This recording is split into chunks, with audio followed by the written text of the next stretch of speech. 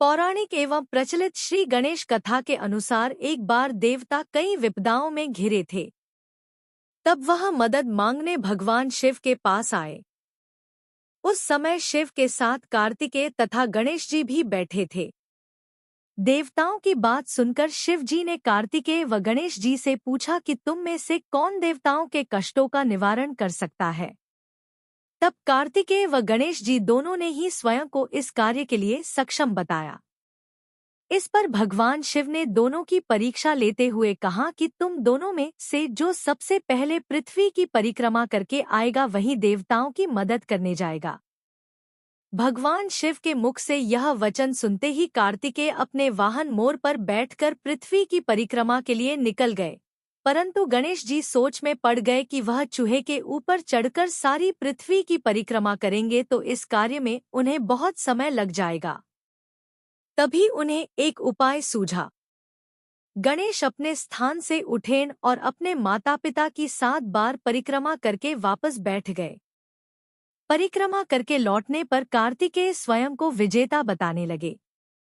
तब शिव जी ने श्री गणेश से पृथ्वी की परिक्रमा न करने का कारण पूछा। तब गणेश ने कहा, माता पिता के चरणों में ही समस्त लोक हैं। यह सुनकर भगवान शिव ने गणेश जी को देवताओं के संकट दूर करने की आज्ञा दी। इस प्रकार भगवान शिव ने गणेश जी को आशीर्वाद दिया कि चतुर्थी के दिन जो तुम्हारा पूजन करेगा और रात्रि में चंद्रमा को अर्घ्य देगा उसके तीनों ताप यानी दैहिक ताप, दैविक ताप तथा भौतिक ताप दूर होंगे। इस व्रत को करने से व्रतधारी के सभी तरह के दुख दूर होंगे और उसे जीवन के भौतिक सुखों की प्राप्ति होगी।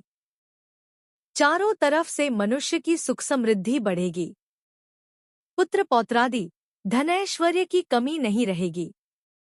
दूसरी कथा। एक समय की बात है, राजा हरिश्चंद्र के राज्य में एक कुम्हार था। वह मिट्टी के बर्तन बनाता, लेकिन वे कच्चे रह जाते थे। एक पुजारी की सलाह पर उसने इस समस्या को दूर करने के लिए एक छोटे बालक को मिट्टी के बर्तनों के साथ आवा में डाल दिया। उस दिन संकष्टी चतुर्थी का दिन था। उस बच्चे की मां अपने बेटे के लिए परेशान थी। उसने गणेश जी से बेटे की कुशलता की प्रार्थना की। दूसरे दिन जब कुम्हार ने सुबह उठकर देखा तो आवा में उसके बर्तन तो पक गए थे, लेकिन बच्चे का बाल बाका भी नहीं हुआ था। वह डर गया और राजा के दरबार में जाकर सारी घटना बताई। इसके बाद राजा ने उस बच्चे और उसकी मां को बुलवाया तो मां ने सभी तरह के विघ्न को दूर करने वाली संकष्टी चतुर्थी का वर्णन किया। इस घटना के बाद से महिलाएं संतान और परिवार के सौभाग्य के लिए संकट चौथ का व्रत करने लगी। तीसरी कथा। एक समय की बात है कि विष्णु भगवान का विवाह लक्ष्मी जी के साथ निश्चित हो गया। विवाह की तैयारी होने लगी। सभी देवताओं को निमंत्रण भेजे गए, परंतु गणेश जी को निमंत्रण नहीं दिया, कारण जो भी रहा हो। अब भगवान विष्णु की बारात जाने का समय आ गया। सभी देवता अपनी पत्नियों के साथ विवाह समारोह में आए। उन सबने देखा कि गणेश जी कहीं दिखाई नहीं दे रहे हैं।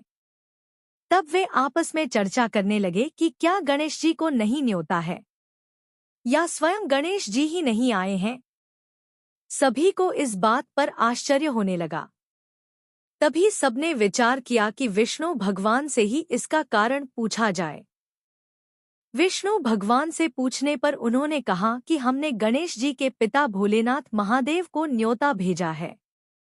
यदि गणेश जी अपने पिता के साथ आना चाहते तो आ जाते, अलग से न्योता देने की कोई आवश्यकता भी नहीं थी। दूसरी बात यह है कि उनको 1.25 मन मूंग, 1.25 मन चावल, 1.25 मन घी और 1.25 मन लड्डू का भोजन दिन भर में चाहिए। यदि गणेश जी नहीं आएंगे तो कोई बात नहीं। दूसरे के घर जाकर इतना सारा खाना पीना अच्छा भी नहीं लगता। इतनी वार्ता कर ही रहे थे कि किसी एक ने सुझाव दिया, यदि गणेश जी आ भी जाएं, तो उनको द्वारपाल बनाकर बैठा देंगे कि आप घर की याद रखना। आप तो चूहे पर बैठकर धीरे धीरे चलोगे तो बारात से बहुत पीछे रह जाओगे। यह सुझाव भी सबको पसंद आ गया, तो विष्णु भगवान ने भी अपनी सहमति दे दी। होना क्या था कि इतने में गणेश जी वहां आ पहुंचे और उन्हें समझा बुझाकर घर की रखवाली करने बैठा दिया। बारात चल दी। तब नारद जी ने देखा कि गणेश जी तो दरवाजे पर ही बैठे हुए हैं, तो वे गणेश जी के पास गए और रुकने का कारण पूछा। गणेश जी कहने लगे कि विष्णु भगवान ने मेरा बहुत अपमान किया है। नारद जी ने कहा कि आप अपनी मूषक सेना को आगे भेज दें, तो वह रास्ता खोद देगी जिससे उनके वाहन धरती में धंस जाएंगे।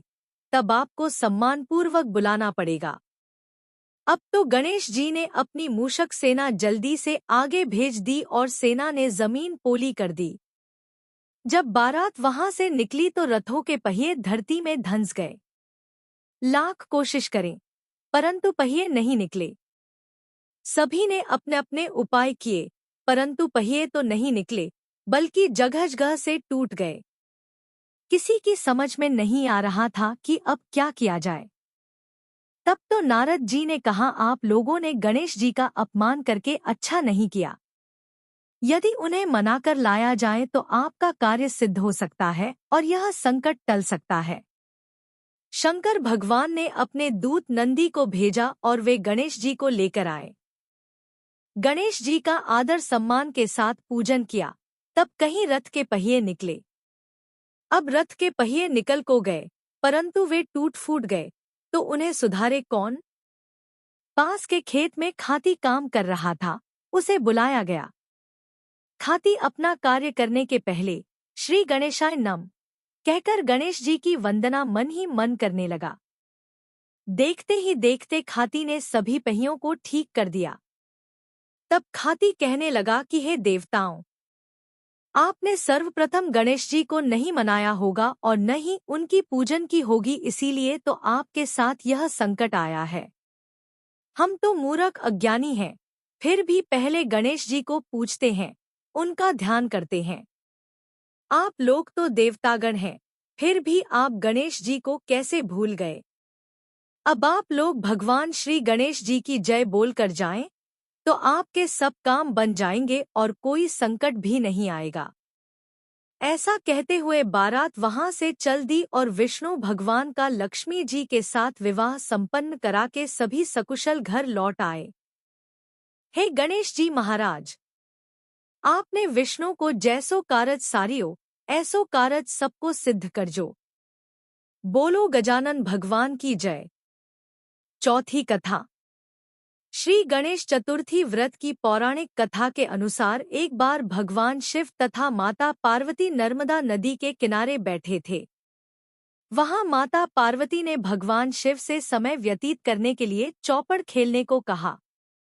शिव चौपड़ खेलने के लिए तैयार हो गए, परंतु इस खेल में हार जीत का फैसला कौन करेगा, यह प्रश्न उनके समक्ष उठा तो भगवान शिव ने कुछ तिनके एकत्रित कर उसका एक पुतला बनाकर उसकी प्राण प्रतिष्ठा कर दी और पुतले से कहा, बेटा, हम चौपड़ खेलना चाहते हैं, परंतु हमारी हार जीत का फैसला करने वाला कोई नहीं है, इसीलिए तुम बताना कि हम दोनों में से कौन हारा और कौन जीता। उसके बाद भगवान शिव और माता पार्वती का चौपड़ खेल शुरू हो गया।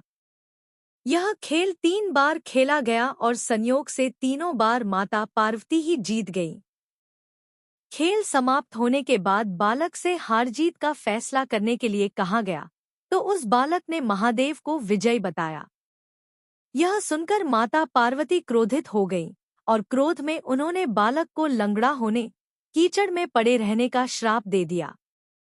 बालक ने माता पार्वती से माफी मांगी और कहा कि यह मुझसे अज्ञानतावश ऐसा हुआ है, मैंने किसी द्वेष भाव में ऐसा नहीं किया।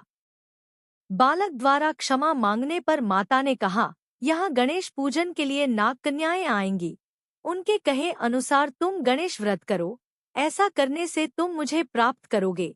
यह कहकर माता पार्वती शिव के साथ कैलाश पर्वत पर चली गईं। 1 वर्ष के बाद उस स्थान पर नागकन्याएं आईं। तब नागकन्याओं से श्री गणेश के व्रत की विधि मालूम करने पर उस बालक ने 21 दिन लगातार गणेश जी का व्रत किया।